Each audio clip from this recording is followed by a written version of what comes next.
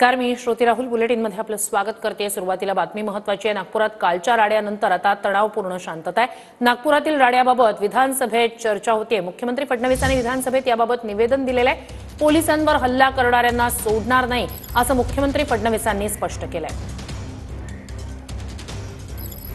या सगळ्या संदर्भात जाणून घेऊया आपले प्रतिनिधी गजानन उमाटे यांच्याकडून। गजानन, या संपूर्ण नागपुरात जे काही झालं त्याचे पडसाद सभागृहात उमटले। मुख्यमंत्र्यांनी उपमुख्यमंत्र्यांनी निवेदन दिलेलं आहे। आता नेमकी नागपुरातली परिस्थिती काय, तणावपूर्ण शांतता आणि नेमक्या कशा प्रकारे बंदोबस्त आहे?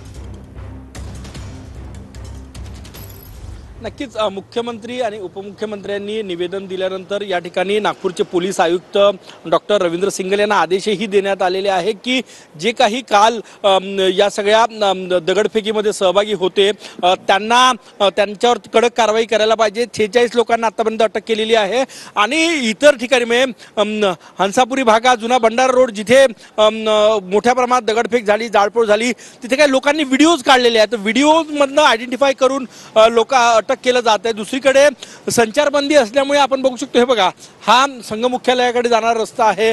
त्यासोबत या परिसरामध्ये संचारबंदी आहे, वाहनं येऊ देत नाही, परिस्थिती नियंत्रणात आहे, परंतु तणावपूर्ण शांतता आहे। कारण की ज्या प्रकारे काल घरांना टार्गेट करण्यात आलेलं आहे त्यामुळे लोकांमध्ये भीतीचं वातावरण आहे। संपूर्ण परिसरातली संचारबंदी असल्यामुळे संपूर्ण बाजारपेठ बंद आहे।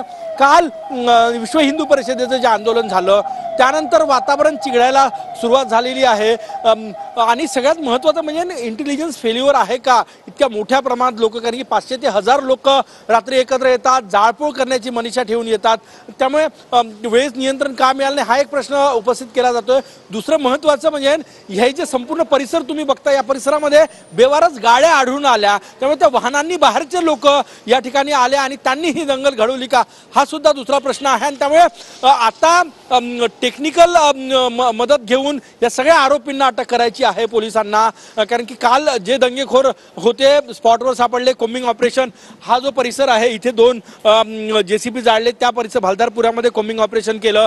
टिमऱ्यांची टीम त्या ठिकाणी होती, तिथनं 46 लोकांना अटक केली, परंतु बाकीचे लोक जवळपास 200 ते 300 लोक अजून आहेत या सगळ्या दंग्यात सहभागी झाले होते, दगडफेक केली पोलिसांवर।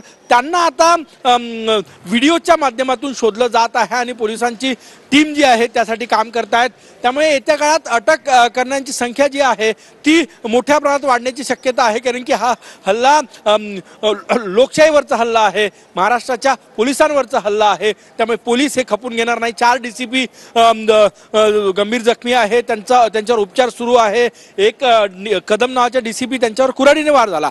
त्यामुळे हे सगळं प्रकरण पाहता अनेक पोलीस जखमी आहे, कारण की हा जो परिसर बघता या पिलर नंबर 60च्या पुढे ते सगळे दगडफेक करणारे दंगाखोर होते आणि इथनं पोलीस जात होते तेव्हा ते दगडफेक करत होते।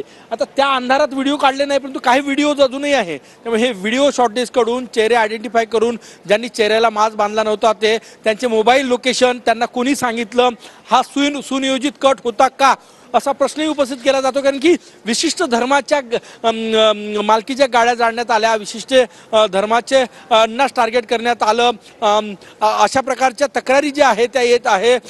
इतर जे लोक या ठिकाणी होते, कारण की एकाच वेळेस 2 ठिकाणी झालं। म्हणजे हा जो परिसर तुम्ही बघताय हा एक परिसर आहे भालदारपुरा, महाल, चिटणीसपुरा, त्याच वेळेस जुना भंडारा रोड, हंसापुरी भागातही जवळपास 100-200 लोकांनी जाळपोळ केली, अक्षरशः दवाखान्याची तोडफोड, 19 वाहनं त्या ठिकाणी जाळले, लोकांच्या घरावर पेट्रोल बॉम्ब फेकण्याचा प्रयत्न केला।